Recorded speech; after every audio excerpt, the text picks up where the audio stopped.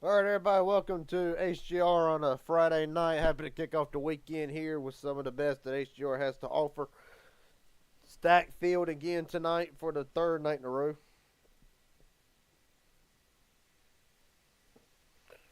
Right now, 14 drivers on hand, and it looks like to be just a little bit more still to come.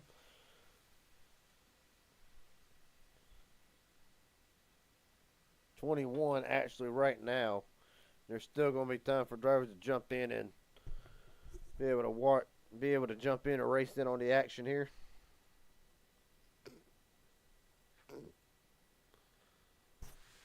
Right now, some drivers, as the time hits zero, but some drivers looking to rebound from last night as Brock Martin top of the board for practice. That means they're going to jump immediately into qualifying.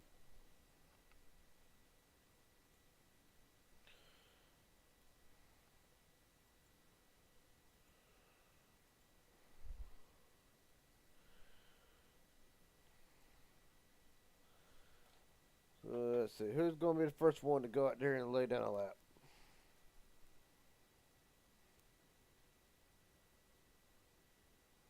Luke Freeman.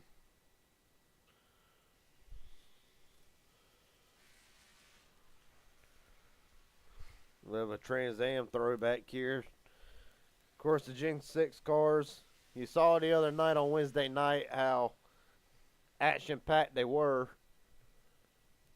Freeman right now the only driver going out to make a run. Nope. John Darnell the third's rolling out. Sean Corbett. Douglas Camp as well. So 4 drivers right now looking to set the standard. It'll start with Luke Freeman here.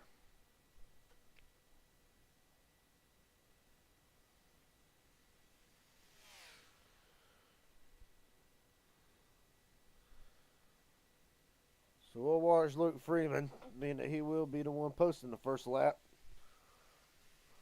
Let's see if we can go ahead and track his speed entering turn 1, about 179. Got a little bit late, but now we'll look at down the back straightaway here.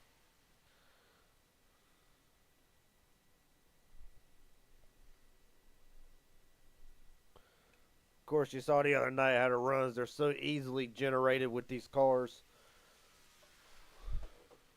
26.5 through the first half of the track. So Freeman on track for the moment to lay down a great lap.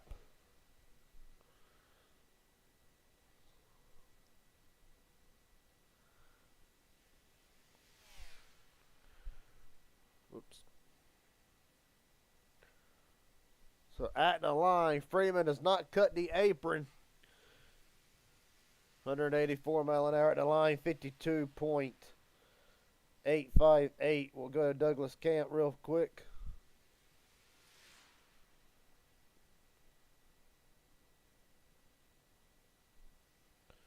Douglas and Corbett both will be putting up their last just about at the same time. It'll be John Darnell. At the line, Camp to cut the apron.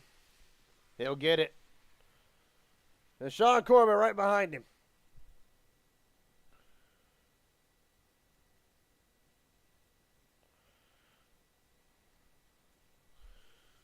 Jason Branch just catching the tail end of his qualifying run. Branch sliding in 4th quickest. William Rice just starting his. Jessica Childs, 6th quickest.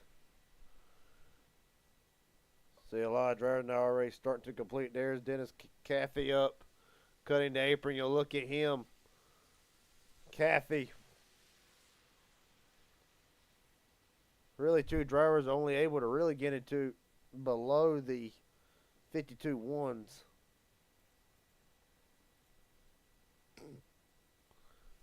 Kevin Tempton just starting his qualifying run. Tune in to Michael Wingo.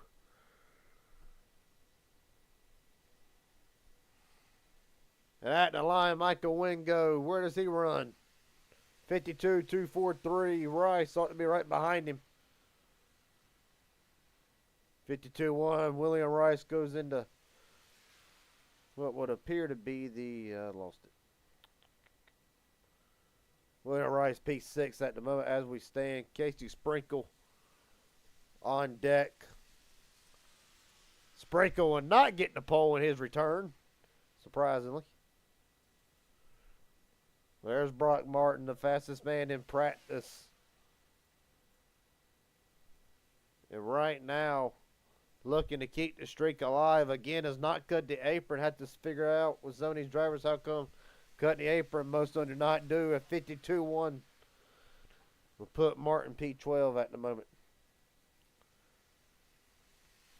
With 22 seconds left, John Ward trying to make his time, but with 13 seconds, Ward is not going to do it.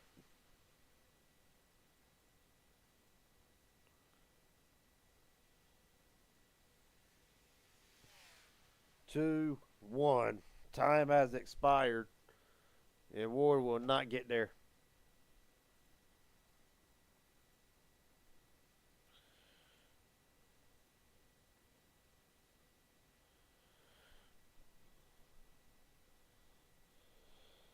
That being said,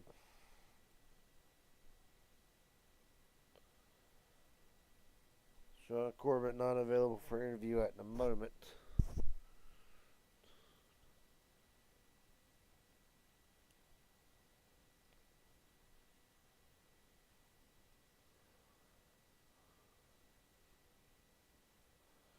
Still O'Connor night, MMS live from, I believe it's Daytona. Well, we'll look real fast since I got the flyer. Nope, Talladega. Legacy Gen 4's 52 laps for the MMS series. That is following the conclusion of the HGR event.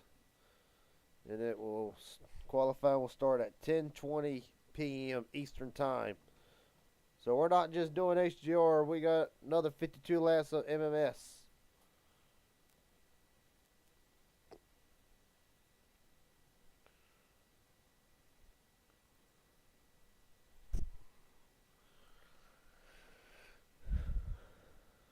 Man, none of my usual guys are in here to interview.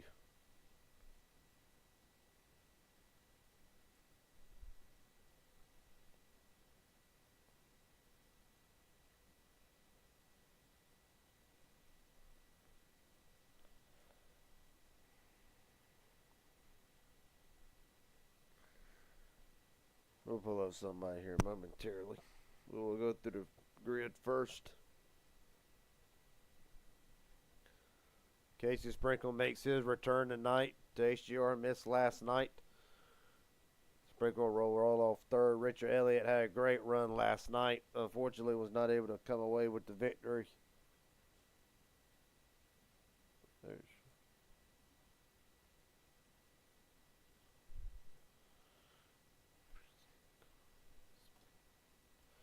Sean Corbett, Garrett Jenkins up here in the booth. You got a copy, buddy? What's going on? I got you. Well, buddy, I know the question you're expecting, but I'm actually going to go a different one here. With these Gen 6 cars, you're starting on the pole. You got a lot of hungry guys behind you. And what do you think is going to be the biggest thing these drivers are going to have to anticipate whenever a car is leading or trying to defend? Just with these cars, guys, be careful pushing in the corners, keep it straight. And I mean, to tell you the truth, I don't know. There's quite a few people in here. A couple names I haven't seen. Most I have. So I don't know. Just anticipate. Know your surroundings. Look up ahead. See smoke. Watch out for the wrecks. Keep it clean best you can. All right, buddy. Well, we're still waiting on. Still waiting where I can interview you post-race, hopefully in the winner's circle. Hopefully tonight will be the night. Yeah, maybe one day. We'll see, buddy. Never know. All right. Never know. All right, buddy. Well, I'm going to jump back up there. Best of luck to you. Sean Corbett starting from the pole tonight. Appreciate it. Yep. That being said, real fast, we'll go through the starting grid before they get going here. Sean Corbett on pole. Keith McCullough trying to go two in a row. Casey Sprinkle, Richard Elliott, third and fourth. Kevin Tempton, Douglas Camp, fifth and sixth. Dennis Caffey, William Rice, Carl Lingle, John Darnell, Jason Branch, and Brock Martin. That rounds out the Fast 12. Going down through the field, Nathan Barksdale, Michael Barksdale, 13-14, Jessica Childs, Michael Wingo, Luke Freeman, Bradley Stefane, John Ward, Joshua McCullough, Tucker McLennan, Ambrose Knievel. That's the rest of the 22. If I ain't mistaken, that's everybody. It is.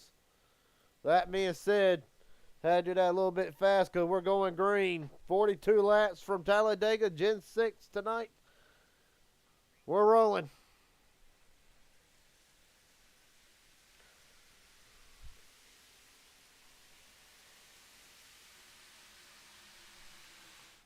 Kenneth McCullough with a great jump already.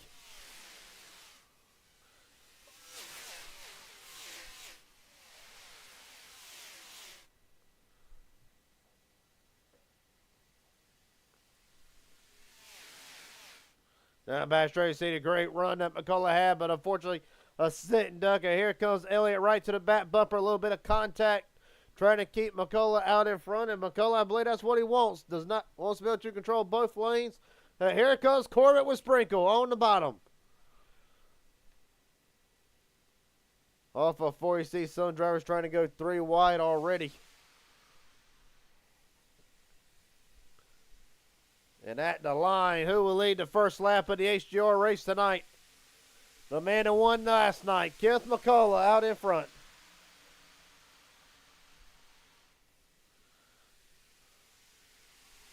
And right now, drivers trying to get single file, 2x2 front 5. As a matter of fact, our single file, William Rice and Kevin Tipton side by side for the 6th spot, and then they're 2x2 all the way back. 21 drivers strong tonight.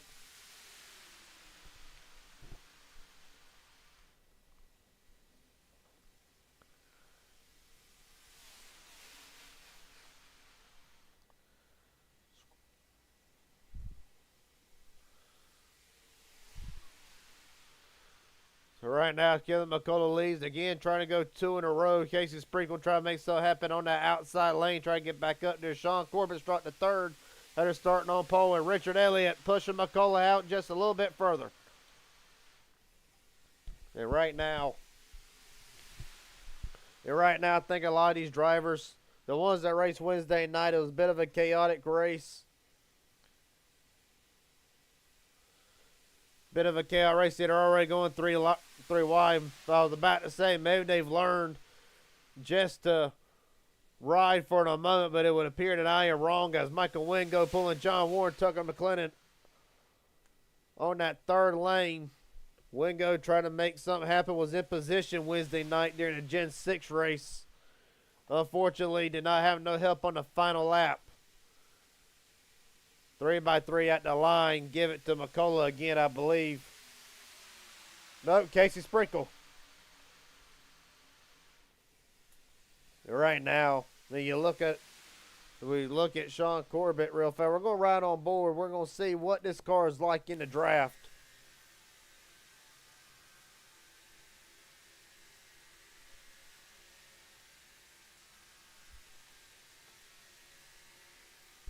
Oh, bit of a big blood. There goes Cam. I reckon. Corbett through the grass. Douglas Camp. What in the world? Well, you saw a block from Casey Sprinkle, or Sprinkle came down. Somebody came down. Unsure if it was Sprinkle. But you saw a little bit of commotion on the outside lane. Then all of a sudden, Camp just goes around. See if we can't get a replay here and see what happened.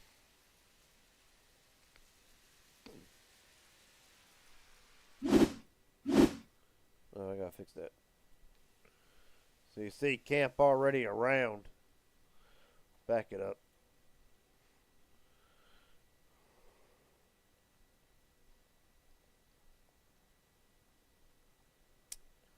Can I get a far chase? There we go.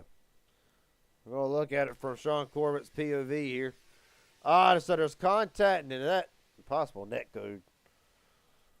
But there's about either net cut or contact. We're going right on board actually with the 52 of William Rice because the contact's going to start right there where there's contact in front as well, but besides the point. Right on board with Rice through this.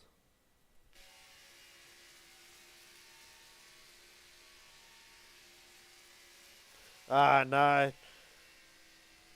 think Douglas saw the little bit of the mishap up in front of him, checked up a little bit, expecting the wreck, and Rice really nowhere to really go, nothing to do about it. All right, I'll have to fix something real quick.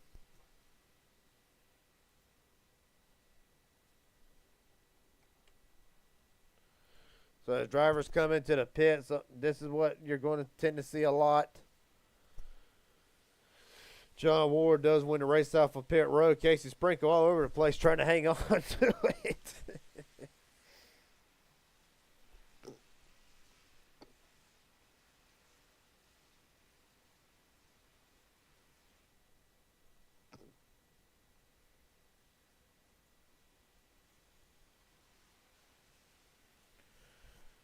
So under our first caution tonight, and really when you look at it, that could have very well been a lot bigger than what it was. I mean, it was a great save by all three drivers out in the front, but unfortunately, the checkup is really what really caused that whole incident. But gives a lot of drivers time to reset.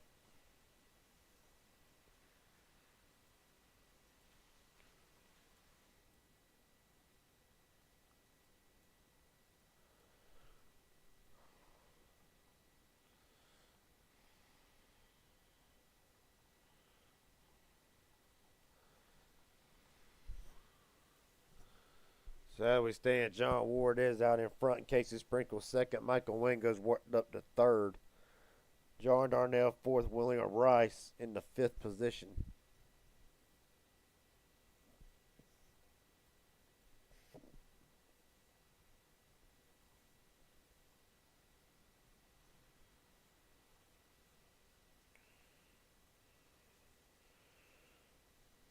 I'll take one more look at it. Why we're under caution. Mainly okay, so it kind of worked, kind of didn't.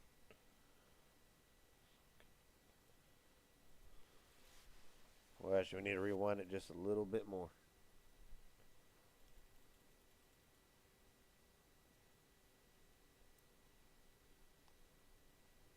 Alright, well, apparently waited too long. No, here it is. Take a long time to get back to the replay. Well, we're on the caution here. Well, there you see McClendon's going to come down, make contact with Sprinkle from there. What you see off the screen is William Rice making contact with the 408 of Douglas Camp, and both him and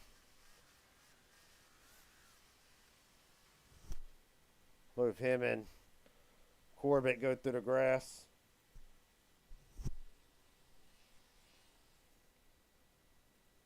As we are going to be approaching the restart zone this time. Down the back straightaway right now. Everybody made a pit stop. A couple drivers came back in to top off or repair some damage.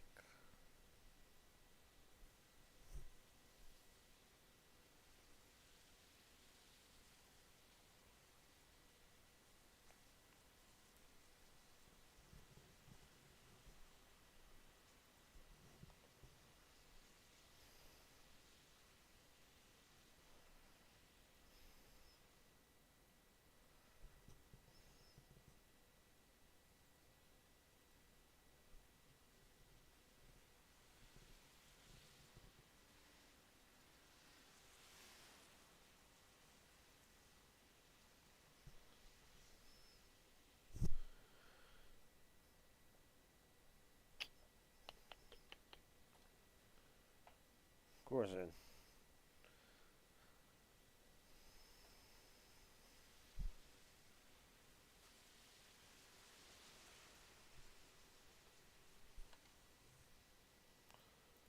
All right. Well, let's get ready to do this again. John Ward, Casey Sprinkle brings them down to the restart zone. John Darnell, Michael Wingo, third and fourth. And William Rice rounds out the top five. We're rolling. 36 to go.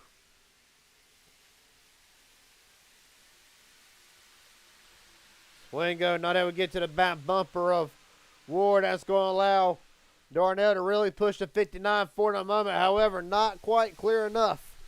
Ward now fighting back on the inside lane. Really a lot of disconnection here. Really, it does not seem like none of that outside lane and part of the bottom lane did not get going. Down the back straightaway.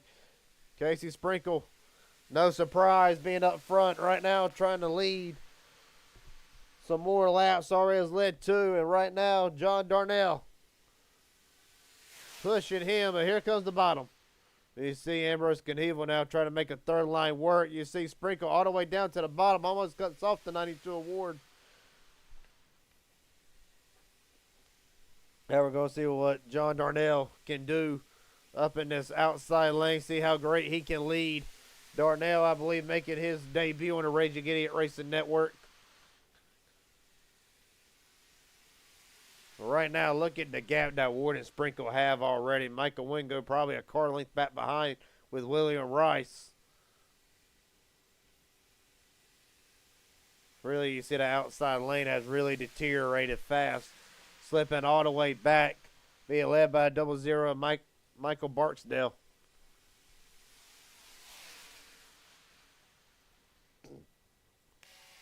Run on board now with Barksdale.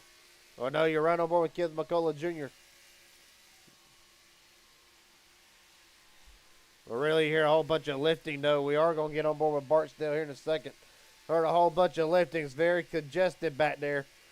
Driver's really trying to take it easy.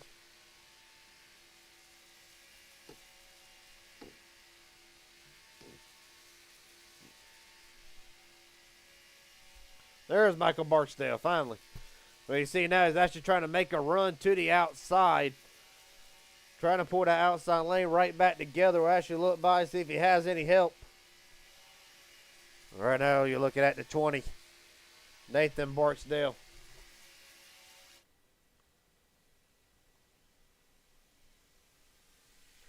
Well, right now, Casey Sprinkles continues to lead. Top 5, top 6, maybe.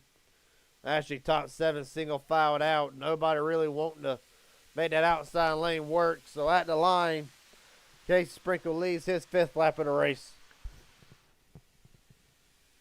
You got to think drivers on the outside lane, they're maybe thinking a little bit more of track position over green flag pit stops that could be coming. They snake their way down the back straightaway. See the 6 of Luke Freeman trying to make something happen in that 3rd lane, trying to pull Kevin Timpton with him.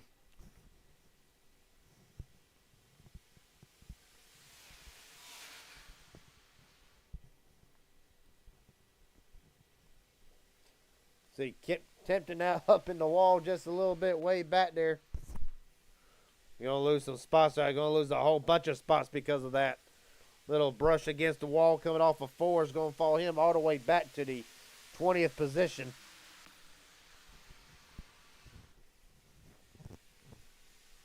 All right, now still single filed out for front 5 at least. Of course, still to come, MMS Series live from Talladega with the Gen 4 cars. Another 52 laps on deck following the conclusion of this race.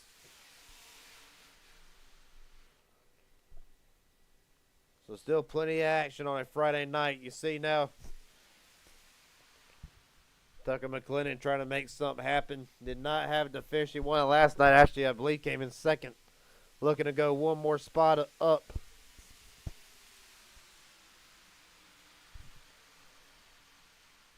Right now, at one point, do you realize Casey Sprinkle may have to fall back, try to save a little bit of fuel here? Oh, wait a second.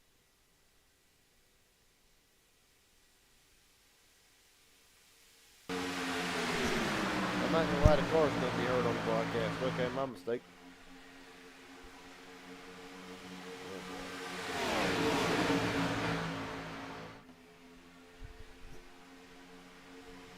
Apologize, a little bit of technical issues I was not aware about till right now. Nonetheless, still keep it racing here.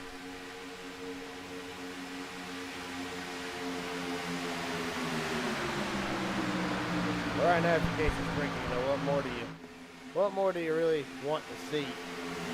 Single file right behind you, no harm, no foul.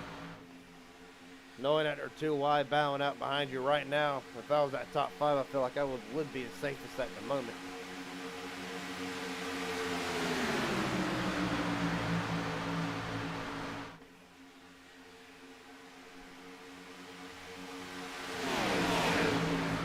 Right now, as we run, Sprinkle has already led 8 laps so far. Ward's led 2, Wingo's led 1, so pretty much everybody from 4th all the way down to about the 12th spot has not led a lap. So see the 7 tried to make it 3 wide, thought better of it. Joshua McCullough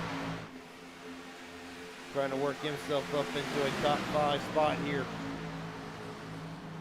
Caution is out. Nathan Barksdale's in the grass. Good Lord.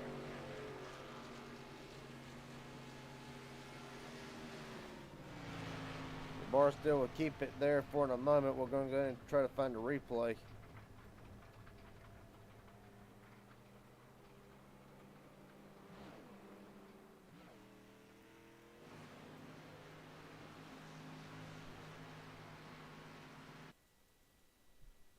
Well, we see what happens to the 20.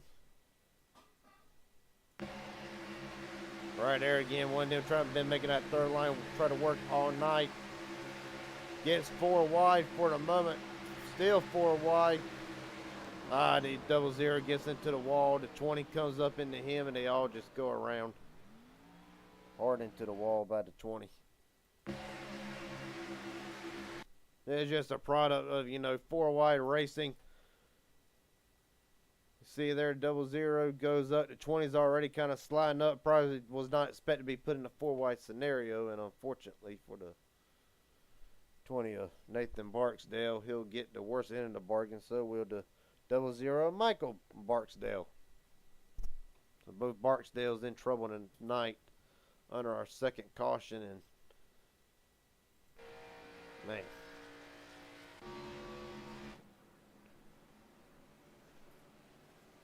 Really, it's just drivers being in a bad spot. That's really what it was boiled down to. Weren't expecting 4 wide, I gotta believe. We'll see if we can get the Barksdale.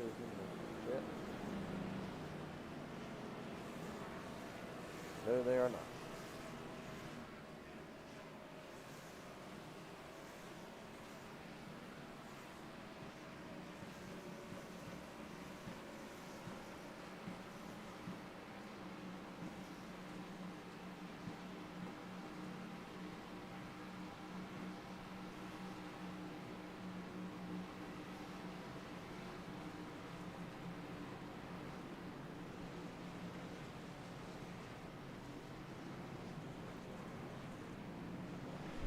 Right now, race off pit road, John Ward. Win for the second time off the pit road. John Ward has won the race off.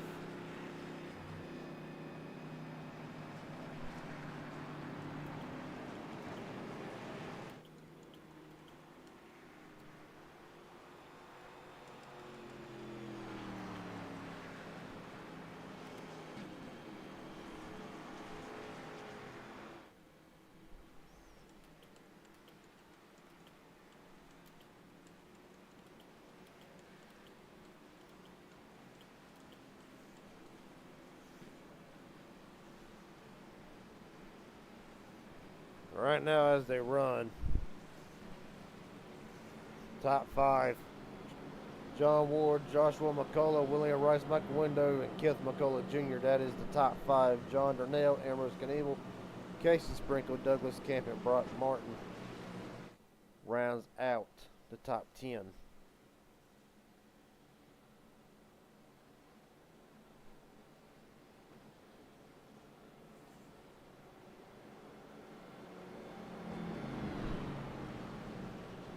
We're working our second caution. Been believe it or not, it's been just a little bit more tame than what it was Wednesday night with these cars. Action galore all over the place.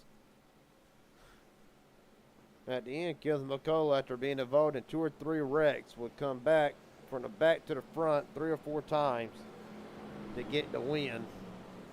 Looking to repeat tonight. Well, that was last night.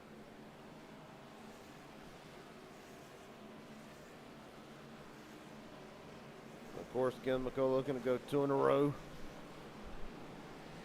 They be the first driver on the Raging Idiot Racing Network to do that. Several other drivers back in the pits. Casey Sprinkle, one of them, Douglas Camp. Richard Elliott, see him just pulling in. Jessica Childs. So with 25 to go, going to be 24 when they take the green. Perfect opportunity to just maybe be good on fuel. Just barely. But then again, I expect several other drivers maybe expecting a caution. That's why they have not pitted at the moment. But just have to see.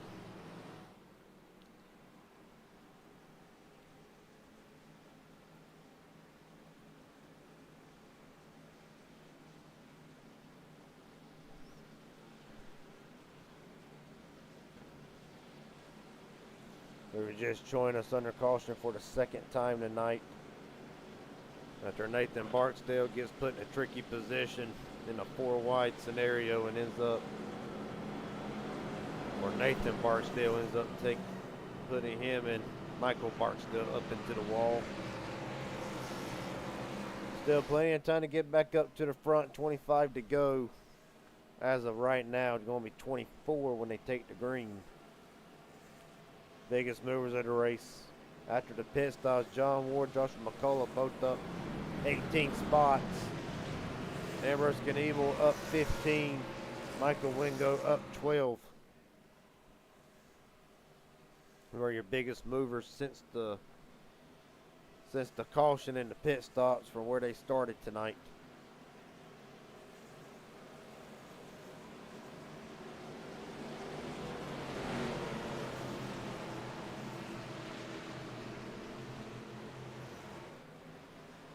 John Ward, Joshua McCullough brings them down to the restart zone. 24 to go. We're rolling.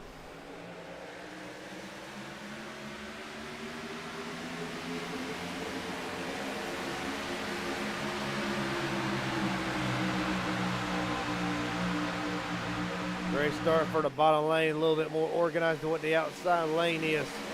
That's going to allow Ward to really get clear. You see Darnell dropping down to the bottom.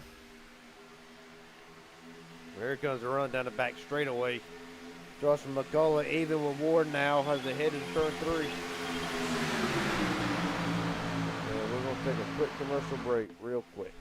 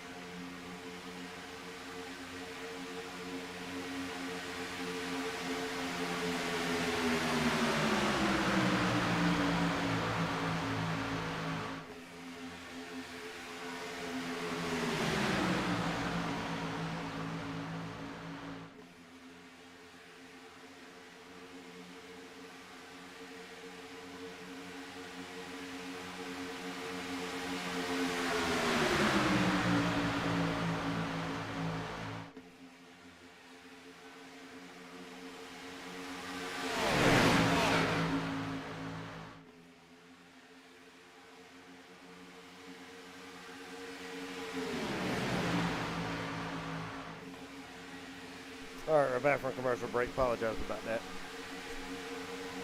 All right, now as McCullough leads John Ward, you see a lot of action mid-pack. Casey Sprinkle from the top to the bottom. About Ambrose Knievel trying to have a great run, running at the moment 7th. They're still 3 by 3, way behind there. You see Michael Barksdale off the wall in that green and white 00.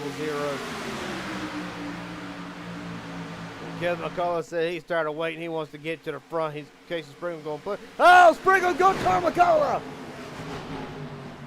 right, man. Caution is out. Caution is out.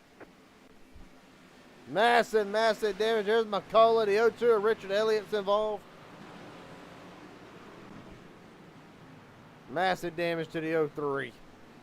Well, ironically, it was similar to last night. William Rice, as he has massive damage. Michael Wingo. Oh, they're still wrecking. 00 Barksdale upside down. What in the world? Well, up here we got two separate incidences. All right, well then. Let's go ahead and go look at Kenneth McCullough.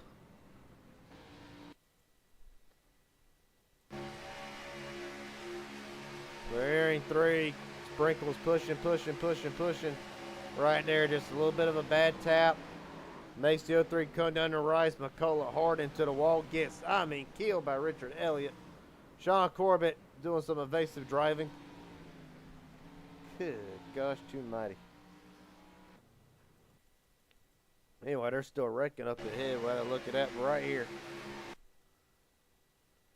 Yeah, just one too many taps. And of course, with William Rice right there on him, McCullough really no chance to really save it the moment Sprinkle makes contact with him and gets him sideways.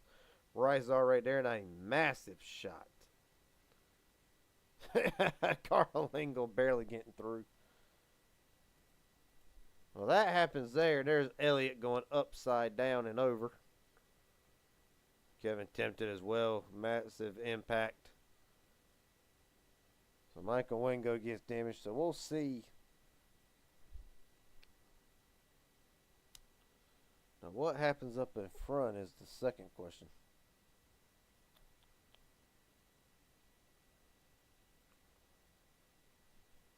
Let's see. Well, Michael Barksdale's already over, so let's see what happens up here. Yes, they're already wrecking beforehand. Oh, Barksdale way up there. Hold up. Nope, that ain't Barksdale. That's 22 of Tucker. All right. Now we're going to see what happens here. So Tucker going to the bottom. Rice is going to get turned. Driver's trying to avoid, lock it down, and then really there's about 3 or 4 wrecks all the way around. And I believe I'm being joined in the booth. All right, Christopher Carter's up here in the booth with us tonight. Cover the last half of this race. How you doing, Christopher? Doing pretty good. Seems to be a pretty good, eventful night so far. Yeah, despite technical issues and everything. Yeah, no idea the sound was off. It has been a very eventful night. For your take of that wreck that just happened, do you feel like Casey would have known that maybe he was pushing McCullough a little too hard, or do you feel like what's your take on that? Is it just a bad bump or bad judgment? It was a bad bump. Yeah, I mean, you got to shove, you know what I'm saying? So, I mean, you really can't judge what's going to happen in corners and things like that. You just got to push and just try to hold it steady as you can. Both drivers. Yes, sir, buddy. And of course, I feel like if the 51 wasn't so close to the 03 whenever the contact happened, McCullough might have been able to drive out of it. But we'll never know. Oh, for sure.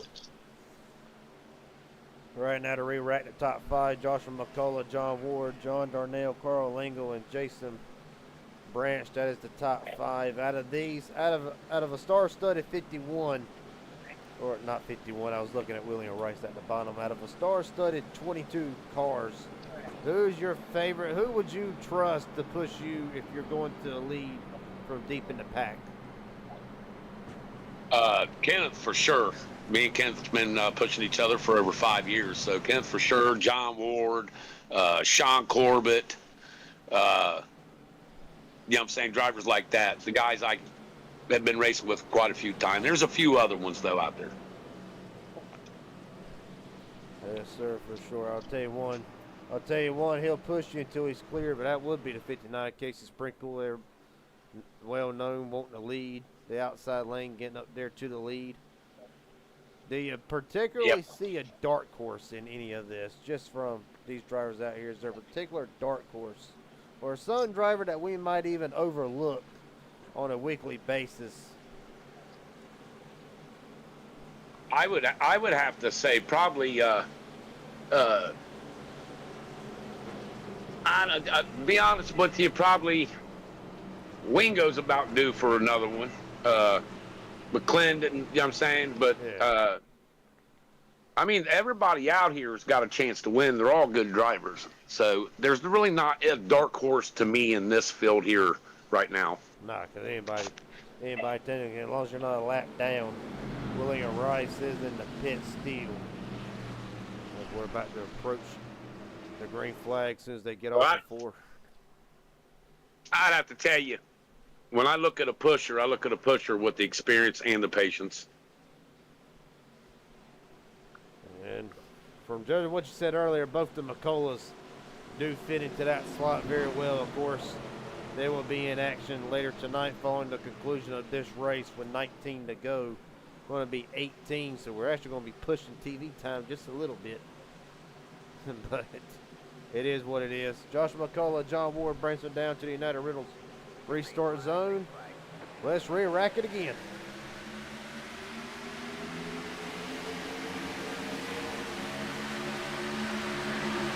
Bottom lane with a great start.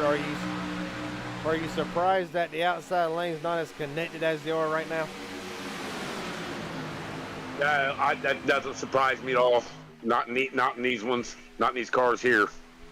But is it actually a little bit of a benefit not being so connected on a restart, at least for a driver back there like the 3 of, let's see, new face here, of Brock Martin here? Like, does that kind of give an advantage to try to set up a run, maybe make it 3 wide on the restart, or do you got to wait a lap for these cars to really be able to generate a run? These cars here, if you're on the outside, I mean, it's what I like to do. I don't care how good of a jump the bottom gets, because once you get the momentum going and you make it through that restart and there's no wrecks or anything like that, then yeah, you regroup real quick and you will have the momentum and the opportunity to pass them all back. So it's patience. Well, as far as patience goes, at what point you're on the bottom lane with these, I believe like top 5 still clear out here. It looks like it, you know, the outside lane's coming with a run with John Ward. At what point, if you're single file on the bottom, do you realize that, well, maybe I got to go, as you see the 28 of Jason Branch actually step out. Oh, Branch just turned and he saves it. For the most part. Oh, no, they don't. Did they save it? Oh, my God, they did. Been in some situations. Usually with pit stops coming up, you want to try to jockey for that top 10, inside the top 10 for the pit stop. So about 5 laps, 6 laps before the pit stops start to happen, you want to try to get to the bottom and get up there in that top 10 if possible. Let's go back and look at that save real fast, and we'll get back to the action. I mean, it's a wreck that should have happened but didn't. Yeah, that was a great save. So right here's going to start up. Branch, a little bit of a bad push. They keep it straight there, comes back up. Net code on the 04, but they managed to somehow keep it straight. Good God almighty. Yeah, he kept that wheel pretty steady right there for that hit. Makes you, man, ain't you glad you're not in the, ain't you glad you ain't in the car tonight after seeing something like that? Right. Yeah, because I don't think I would have been that straight on the wheel after getting hit pushed down like that. Typically, you're sideways some way. And even with a net code, it was a hell of a save by Ambrose Knievel.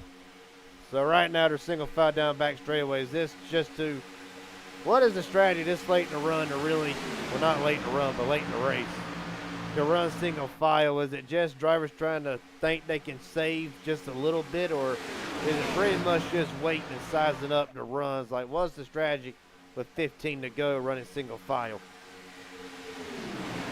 Do they have one more pit stop left? It's hard to say. I ain't for sure on how far they Well, can if go. they do, dropping to the bottom and saving is the better option at this point. It don't matter if you're 15th because you got to get in and out of the pits to be able to come out in the lead. So saving as much fuel to get that extra time on pit road to be able to get out faster is more important than anything if there's a pit stop left. Sprinkle off the wall back there. You see top 5 drivers on a 12-lap run as they stand. Double drivers came in, pitted twice. So it could very well help the situation. But there's another pit stop. Douglas Camp loose on the bottom. Well, if they keep up this racing like they are, obviously there's probably some that's going to make it and maybe some that's not. But they start going 3 wide, racing like they're right now, it's obvious that they got enough fuel. Sean, I can tell by a few of the drivers making a move. Right now, Sean Corbett, the start on pole, has not led a lap officially until lap 29 with 13 to go.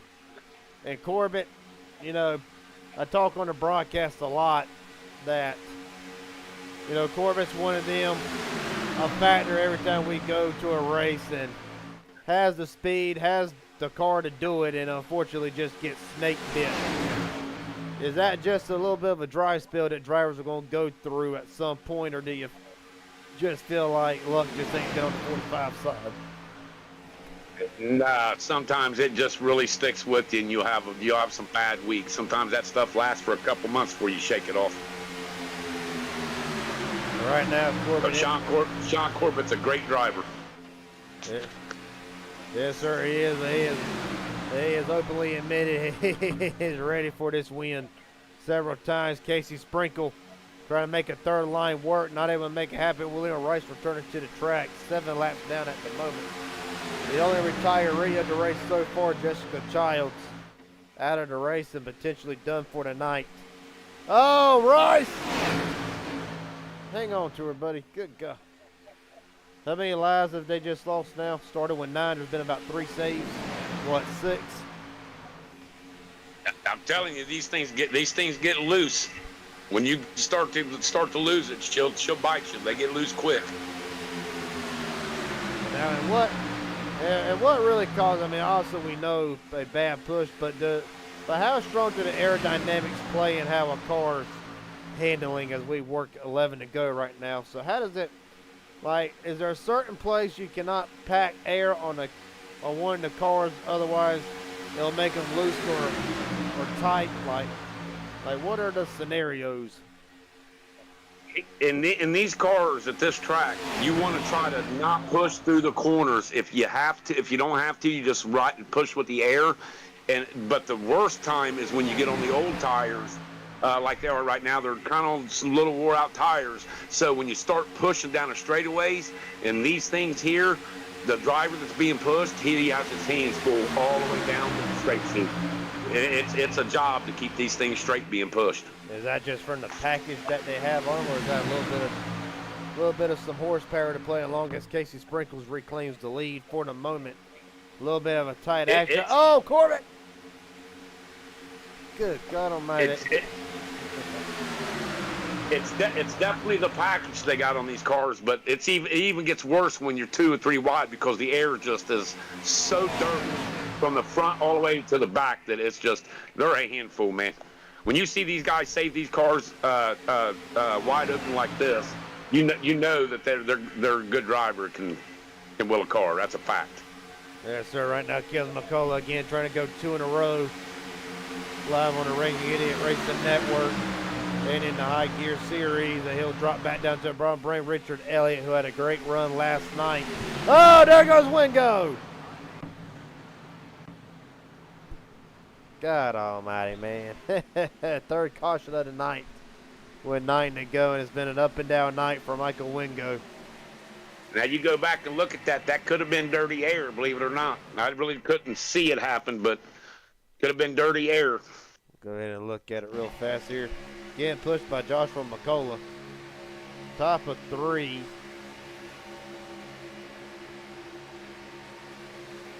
Oh yeah, that's a little bit of dirty air, and when he caught the dirty air right there, it kind of brought him back to Josh's bumper, and Josh couldn't get out of it in time.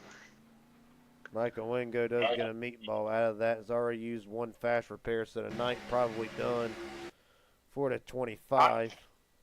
I don't think Josh was against his bumper. If you pan around and look between their bumpers, I don't think Josh was even touching his bumper until he actually turns him right there. But it's too late. Right on board with Joshua He McCullough. bumped him there. He bumped him there.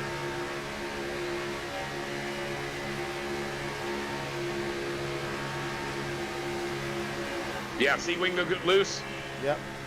Right, so we can slow it down for everybody to watch. Josh bumped him twice, but Wingo got loose from that car coming up close to him, closer up to him.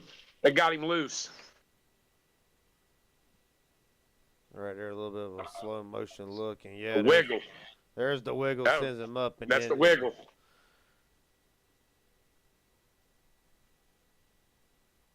Unfortunately, if you're Michael Wingo, not what you want to see happen. Gets turned sideways. How about Carl Ingles? Had several close calls tonight. There's another one. That's still a pretty good save by Wingo. He didn't hit nothing. No, he did not, but the driver to 24 not having a night that he wanted. Unfortunately, it's only going to get worse from here. I was going to say that earlier. When you're in pack racing in these cars specifically, that side air, that's what gets you first before anybody pushing you. That side air and the pushing together, that side air will sit and will get you loose. When it does, it makes you wiggle across their nose, and it's too late. You get turned. You mentioned earlier some drivers that are long overdue. How about John Ward? Feel like that he's been at the front many a times that has not been able to put it together. Yeah, he hasn't been able to put that finish off yet that he's wanted. Me and him almost did it the other night together, but still fell short. And of course, it's still at what point, everybody's here to try to take a little bit extra money into the weekend, do a little bit extra, but at what point does the need to win does it ever overcome the will to try to get a little bit of extra money out of these races? At what point does drivers become desperate for a win more than the money, if that's possible? It's very possible, and it happens in every race. The only ones that will know that would be us drivers that actually communicate with each other. It happens more often than what people thinks. The patience goes out the window. With 5 to go, 10, sometimes 10 to go, the patience go out the window. If you don't cash, you ain't racing the next race. That's just the reality of life for some people. I myself, I don't race to win the money. I just don't, never have, and I don't care. You know what I'm saying? People like John Ward, he does, but he doesn't. You know what I'm saying? So it does change how aggressive you really are. And of course, if you're a driver who, I hate to put in this term, but it does sound accurate, but if you're one of the underfunded drivers who, like you said, needs to win, if they're in the position to, do you feel like that aggression level will go out of the window sooner than what a driver that maybe like Keith McCullough or John Ward, like at what point, if you're an underfunded team, does it really, at what point do you decide to go balls to the walls and forget about everything else, unlike a John Ward or a Keith McCullough who knows that they can make any race they want to? I mean, for all of us, no matter who we are that races in these money races, we all want to finish in the money. It's just that's the top finishing spots. That's the way it is. You know, say it paid back to 10th would feel good. For teams like McAuliffe and guys like me, we really don't sweat it too much, but we still like to race that last lap like it's the first. I mean, like it's the last lap. You know what I'm saying? We're racers. The money, if the money comes, it comes. If it doesn't, it doesn't. But a lot of these guys need the cash. People like me and Kenneth and John and Sean and a lot of the older drivers, we have pushed people into the money because we knew they needed it, or we finished second instead of first because that driver needed it more than we did.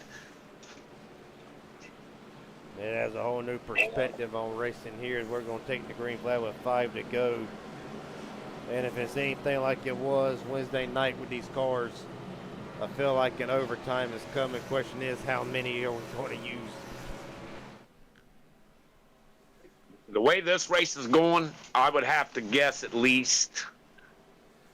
I'm going to take a stab at it. 2 out of 3. I think they got it together a little bit more tonight. I'm gonna go with one attempt, then watch them use all 3 or don't use any of them.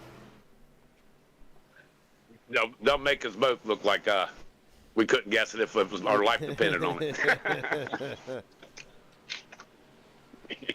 Still to come tonight, MMS qualifying at 10:20 Eastern Time.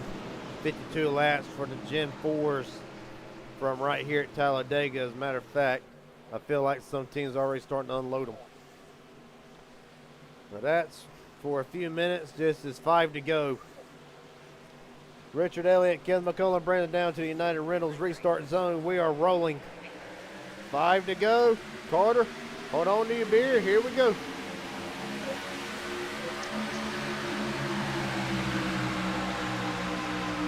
Great jump by the bottom lane, but as you mentioned a few minutes ago, it does not matter. Outside lane's going to get the run. Down the back straightaway, Kenneth's trying to bring Sprinkles up there to the mix. Oh, yeah, that outside line ain't going to fall back at this moment. The only place to go is forward. You see Sean Corbin and Ambrose Knievel trying to make something happen. Michael Barksdale jumps up with them, try to get that third lane going. Right now, Richard Elliott out in front, pulling John Ward with him, or should I say John Ward's pushing Richard Elliott side by side for third on back. And at what point does a gap become too big in these cars? If you wait too long, you get about 5-6 cars between you, and it's like 1 to go, 1.5 to go. You're pretty much just going to have to hope that something happens in front of you, because you're not going to have a run on them. That's a fact. And we heard several drivers the other night on Wednesday saying they do not want to be leading this race with these cars. Never. The leader on the last lap's the guaranteed first loser. And at what point does that make a driver see a little bit of contact in the back with Douglas Camp, Joshua McCullough to keep it straight? But at what point do you have to change your driving style if you are the leader? Somebody's got to be a leader on the white flag. A big shot to the 17 from the 03, but like, how do you defend a run if you're the leader on the last lap? Well, I can tell you right now, whoever that is on the bottom of that white car, I'd have went to the high side right there and doing that second lane. Douglas Camp again. Well, there's one overtime. Yeah, I wouldn't have stayed the leader on the bottom right there. Whoever was leading that right there when that second lane got him, I'd have been the leader on the second lane at that point. That's when you start trying to control them. Well, let's see what happens with old Douglas Camp here. No, he got turned sideways off the screen. Stuck by himself on the third lane. Never a good sign.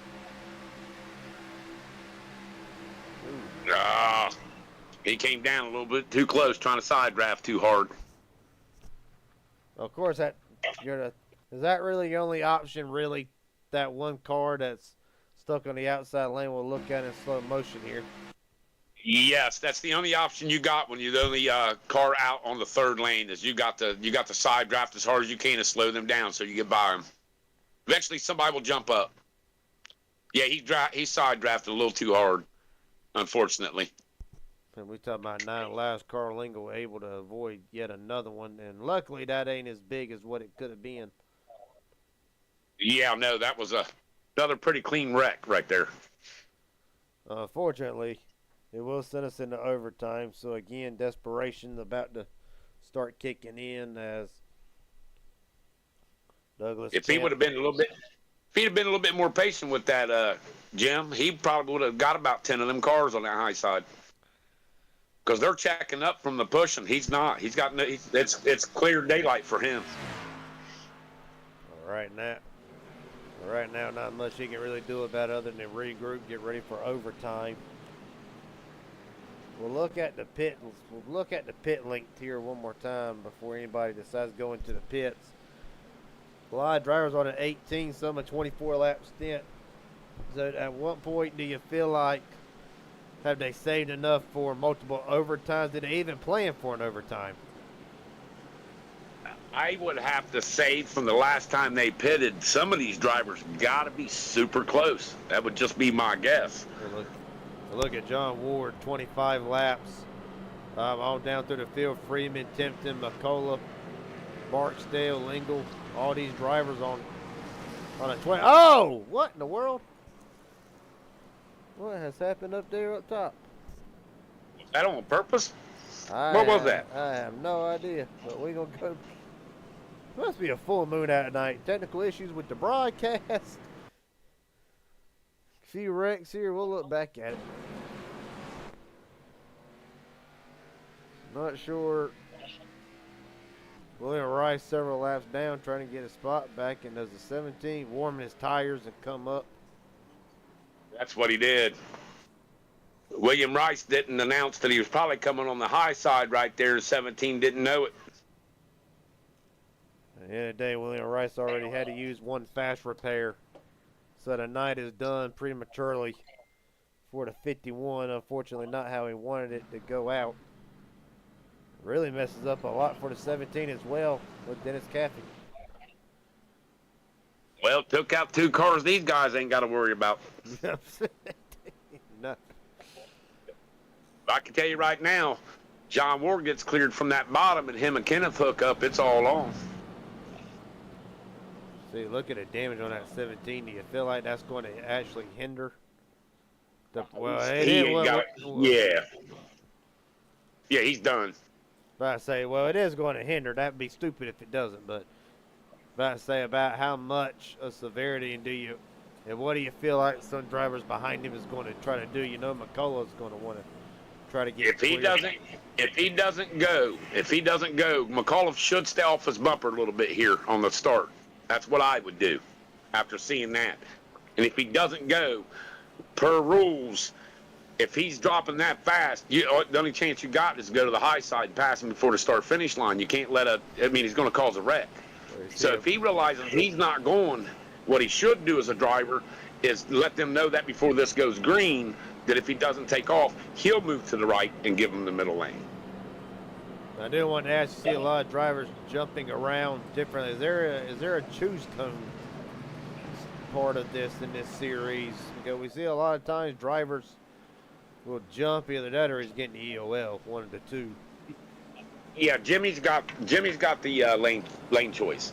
If you're the leader, you can choose which lane you want. Okay, so evidently the 17 is just going to the back, knowing that potentially the car is trash. Yeah, so he's pulling a solid for all these other drivers, and we usually thank them for moves like that right there. But at the end of the day, well, another thing to bring up, though, we get set for the first overtime attempt.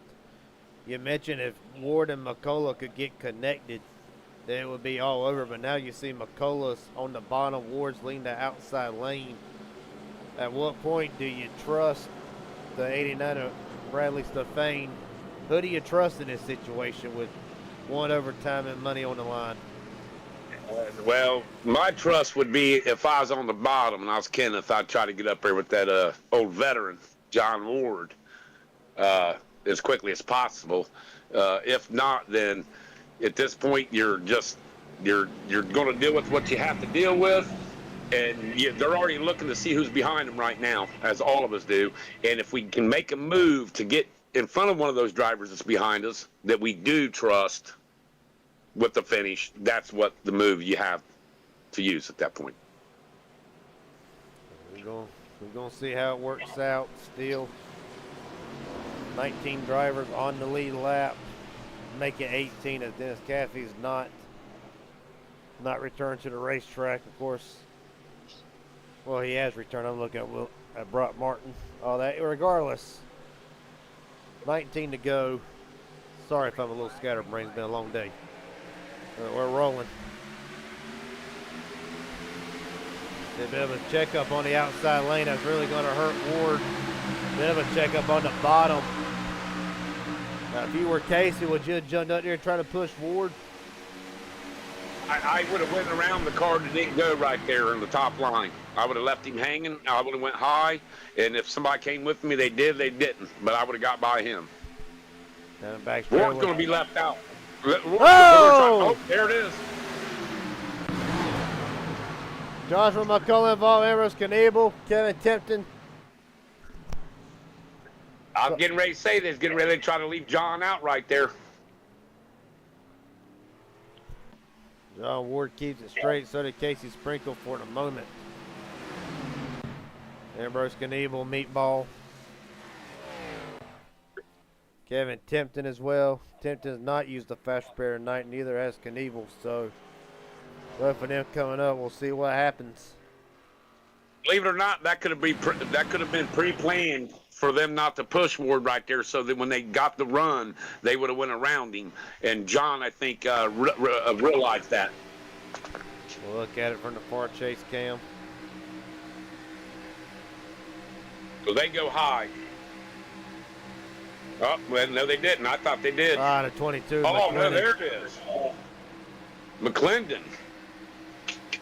Man, what a save by Casey.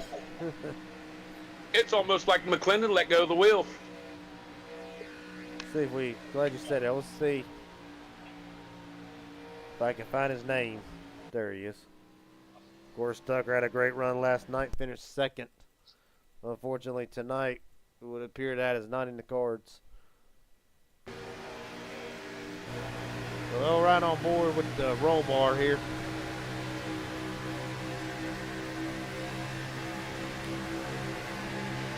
Honestly, McClendon tried to shoot the gap. McClendon thought he had enough room right there to shoot the gap, but it closed up on him. John closed it up. Which I would have tried to if I thought I had enough room. Take one more look at it here from one of my favorite cameras. Chopper.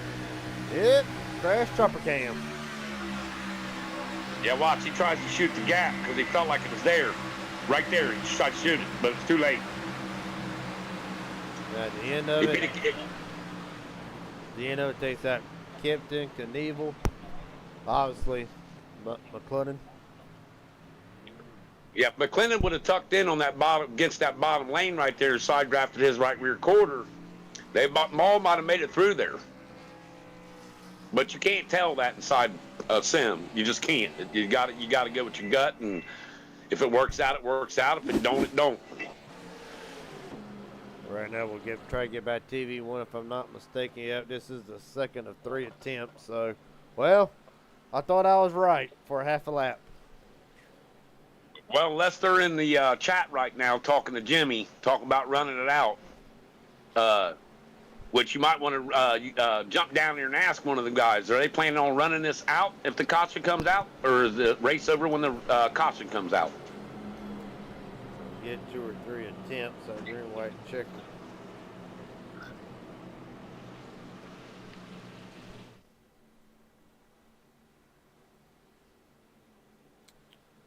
We'll just have to see. So is this the second green, white checker? Yep, this will be the second. All right, so they won't make that choice until the third one. And most of the time they ran out. The other night they ran it out with the. Yeah, that was Wednesday. Unfortunately, they really haven't had a need not to throw it on the last attempt.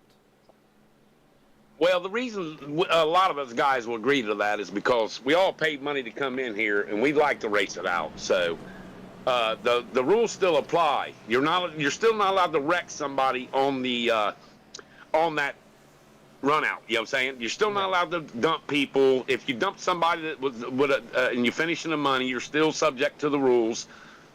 So running it out just means we get to see a finish. Is all it does. Some guys can get luckier if the race would have ended when the caution came out, but how do you ever know that? Because if they would have raced it out, would they still been that lucky? So James Barron just put in the comment section they run it out on the final green white checker, so it does not matter. Doesn't matter if all there you go. Does not matter if 17 guys wide up. That lucky number 18 is going to or be able to run it out and be a little bit richer. They get 19. Actually, Kevin Tipton's still in the lead lap. I mean, you got the people that come out and watch. There's a lot of people come out here and watch these races. Guys drive these cars. We love to be able to finish a race. Finishing under caution it just ruins a whole race. It just does. Unfortunately, I've been there a lot, both in racing and in broadcasting.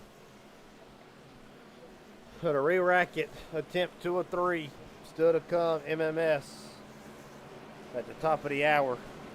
Well, actually, in about 10 minutes, but we'll see how it goes. But top 5 as they run. Richard Elliott's led 12 laps. Again, the most laps led for the second night in a row. Kenneth McCullough, Braley Stefan, Casey Sprinkle, and Luke Freeman. That is the top 5. John Ward, John Darnell, Jason Branch, Nathan Barksdale, Douglas Camp. God almighty, he had an up and down night, but worked himself up back into the top 10. Well, I can tell you this right now. You got Sprinkle and McAuliffe up there together now. So those are 2 to watch out for. But the way Casey likes to try to go for a win, can Kenneth really trust the 59 to push him to the end? And he'll push him as far as he can, and then he will definitely hang him out. All right, well, attempt number 2, Richard Elliott, Kenneth McCullough brings him down to the restart zone.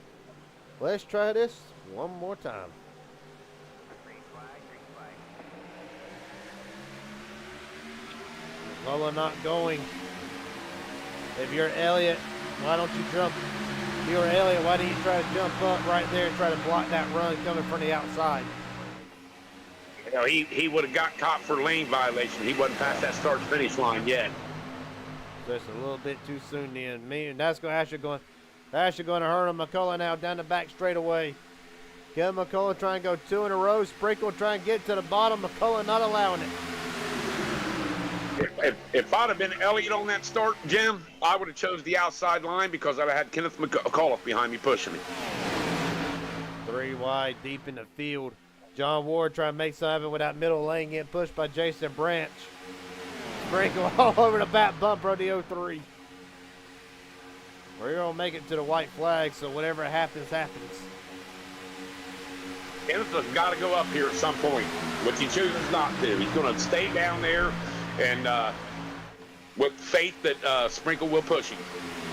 Right now, if you're John Ward, you're telling Brandon, son, push me with all you got. But it is in Ward's favor. Ward down to the bottom. Oh, McCullough gets turned. There goes. There they go. God almighty. But now John Ward all of a sudden got to play defense. Good God. We might have just lost half the cars for this race. Well, we lost more. Only about 7 or 8 got through it. Meanwhile, Ward now playing defense. McCullough looking to the bottom. Sprinkle trying to get to the bottom. At the line, Kevin McCullough will go 2 in a row.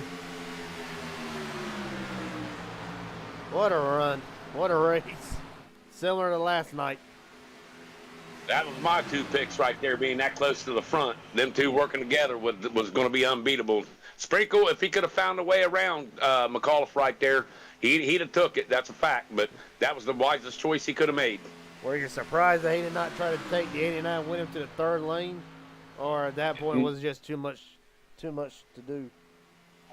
I watching that right there. I knew in my heart that no matter what was going to happen, when he couldn't get through the middle or something right there, the only choice he had was go down there and push Kenneth so he could get a 2nd place, or try to get a 2nd place at that point. Because Kenneth's going to hold it straight. He knows. Whoops. He's going to shotgun him across the start-finish line. Sorry about that. I hit the wrong button. I thought I hit the wrong general chat. See if we can get Kenneth not available for interviews last night.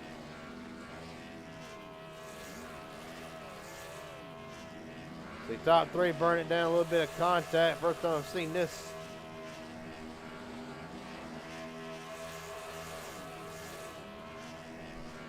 While we wait for that, let's see.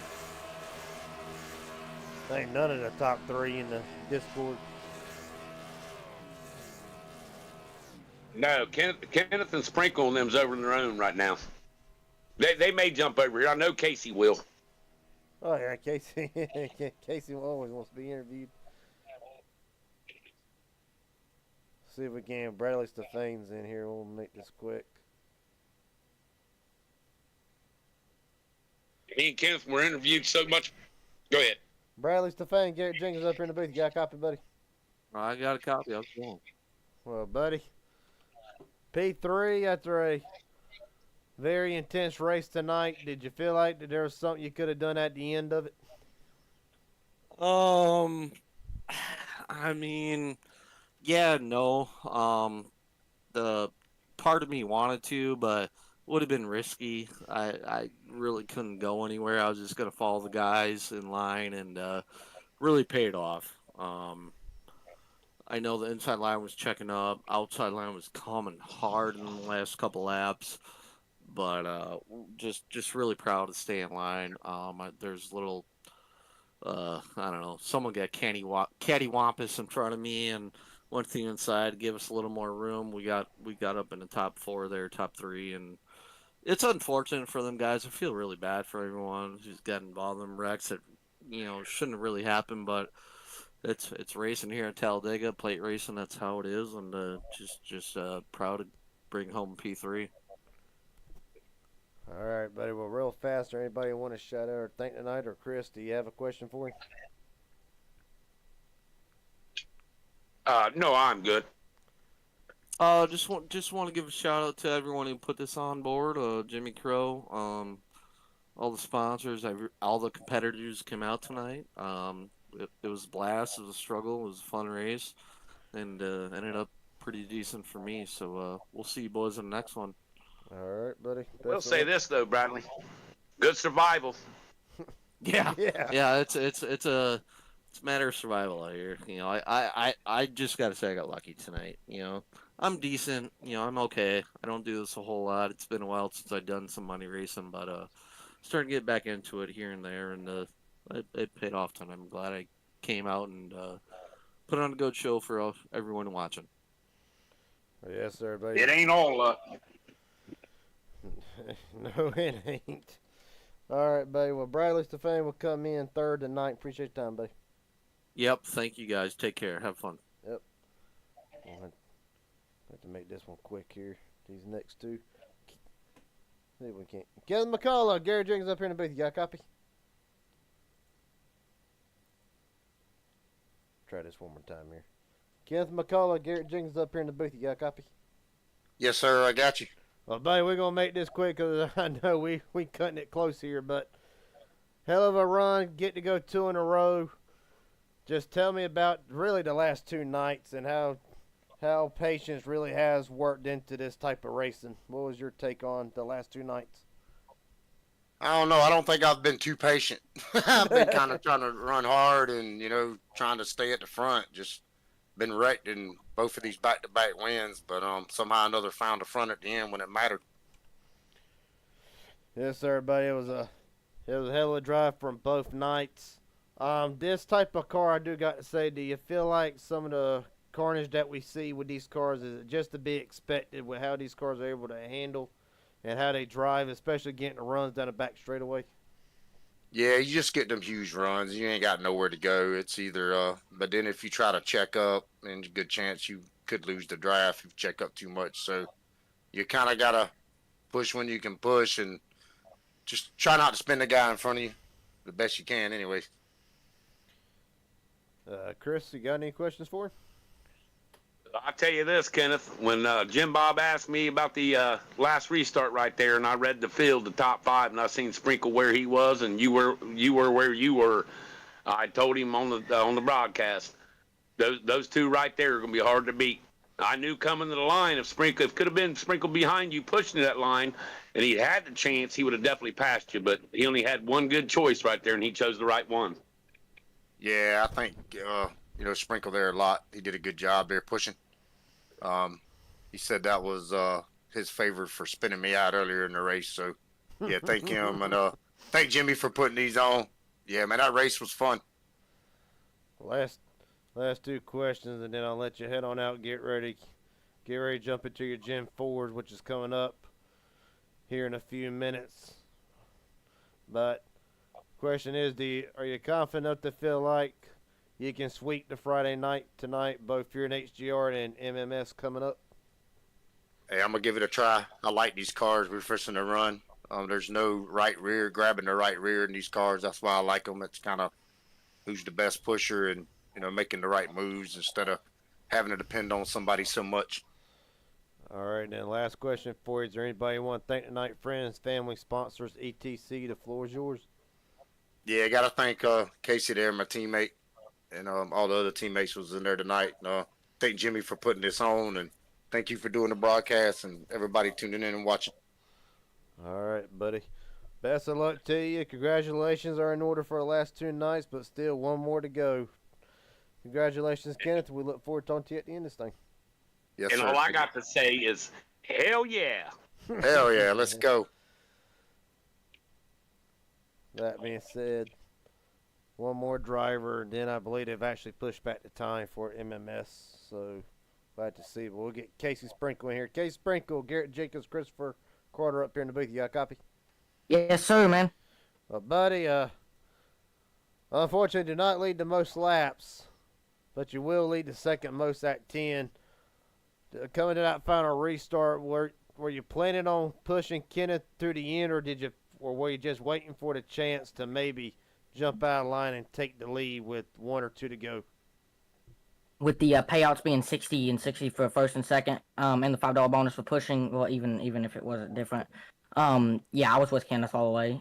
I wrecked him earlier in the race, and I thought the only thing that I could do to, I don't know, make him feel better or win him back is push him to the win, and that's exactly what I did.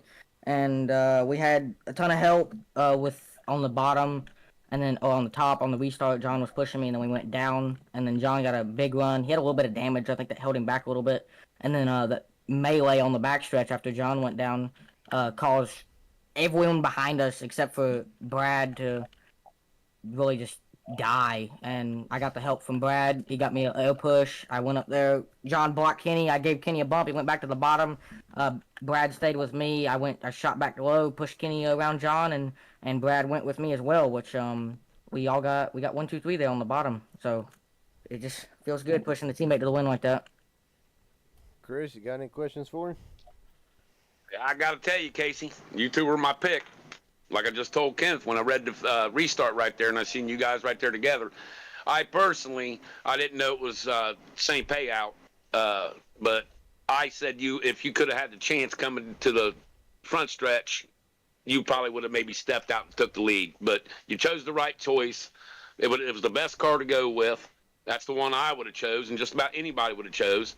Because you knew he was going to be able to hold that bump once you got to that bumper. And that's what Kenneth just said. You got to know who's pushing you. You got to trust. That's what it is. Were you Exactly, man. Were you a bit surprised early in the race whenever you ended up giving him that bump? Were you surprised that bump sent him around, or did you feel like you just made a wrong move at the wrong time?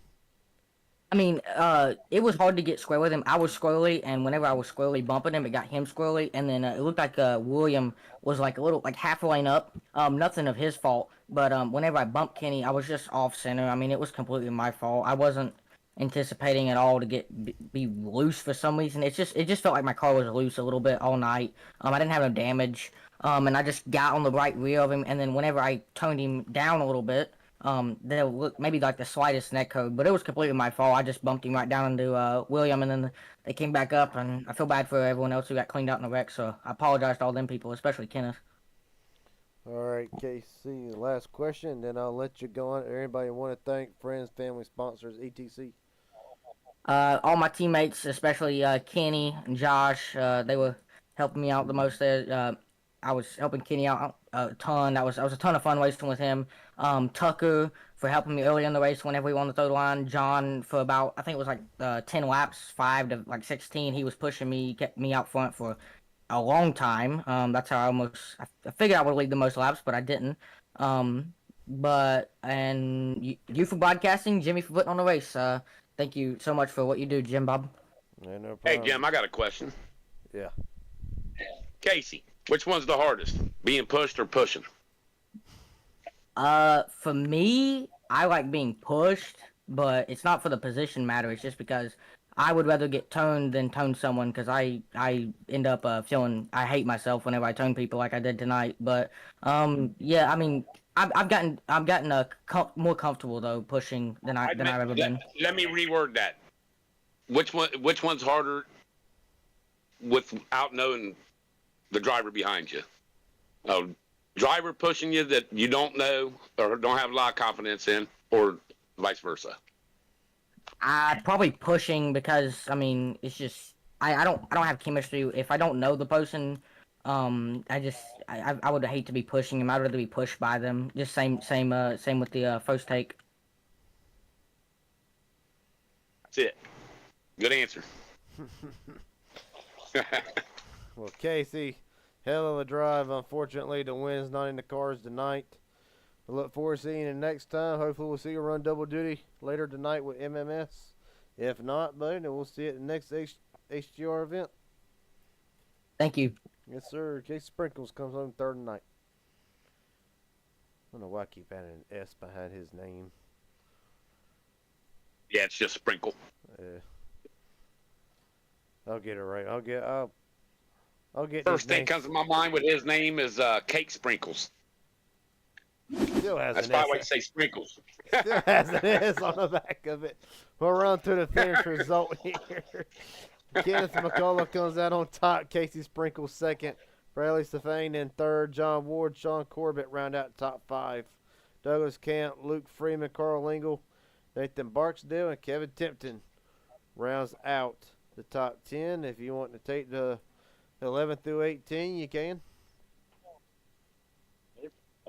Hold on a second. I need sure to 11 through 18 is Dennis Coffey, Jason Branch, Tucker McClendon. He had a bad night. Joshua McAuliffe, Ambrose Nebo. I think he was sideways the whole race, wasn't he? Michael Wingo. What a bad night for him. Michael Barksdale, John Darrell. Rounds out the top 18. Round out through the last go position, Richard Elliott. Buddy led the most laps tonight for a second straight night. Unfortunately, the win does not fall his way. Brock Martin will finish one lap down. William Rice, not the race that he wanted for sure. And then Jessica Childs will round out the field in the 22nd position. Well, Carter, I don't know. He just never has no luck, does she? No, she does not. Hate to see None. it. Hate to see it too, really. I'd love to get in work with her a little bit because I believe I could get her up there to the front. I really do. She just comes in. She has no teammates, and she's just always by herself. And there's certain people that when you find yourself around them, you got to back out of the gas or get past them, or you got to do something. You got to escape the chaos. Well, John, I will make you an offer. You ain't got to if you don't want to, but just got a word from our winner tonight. Kenneth McCullough messed up on the time, so we have about 13 minutes till qualifying. If you want, you can hop in. We can call MMS if you want to. Yeah, sounds great to me. I mean, I wasn't looking. I got off work so late, was in this hot sun all day. I ain't looking to get in that rig. How do you think I feel working on cars? No AC shot. Right. I know exactly how you feel. All right, well, folks, we got about 13 minutes still qualifying stars. Broadcast will probably be up in about another 5. Appreciate Jimmy Crow for letting us put this on. Christopher, thank you for commentating the last 5. We look forward to commentating the next 52. Oh, yeah, thank you for letting me come in, be part of the fun and the action. Yes, sir. Well, ladies and gentlemen, this is it for HGR for tonight. Kenneth McCullough takes 2 in a row, and HGR looks to sweep Friday night. We'll see you in just a few minutes. Until then, everybody, be safe.